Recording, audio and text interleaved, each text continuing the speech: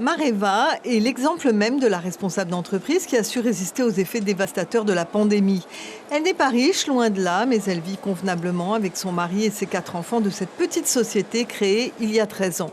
Le spectre de la Covid lui a fait très peur. Son échoppe au marché a été fermée plusieurs semaines.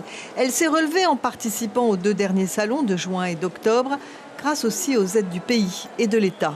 Ça nous a aidés, ça nous a donné un peu de souffle pour pouvoir payer les frais, donner à manger aux enfants, de pouvoir avoir une vie un peu plus digne. C'est à nous, artisans, de gérer cette aide pour que nous puissions avoir des jours à venir un peu plus souples. À l'Institut de la statistique, on ne crie pas victoire, mais le constat est là. Il y a eu moins de destruction d'emplois que prévu et en ce sens, ces aides y ont été pour beaucoup.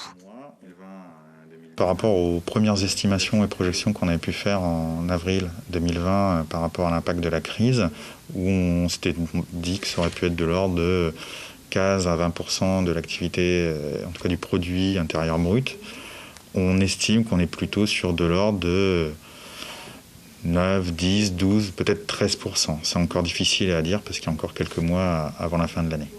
Mais l'optimisme reste très mesuré. De nombreux facteurs sont trop flous pour des prévisions réalistes. Quand le tourisme va-t-il reprendre vraiment et que va-t-il se passer quand les aides s'arrêteront et que les prêts devront être remboursés? Mêmes interrogations à la CCISM où l'on confirme également que les entreprises qui ont mis la clé sous la porte ne sont pas plus nombreuses que les années précédentes.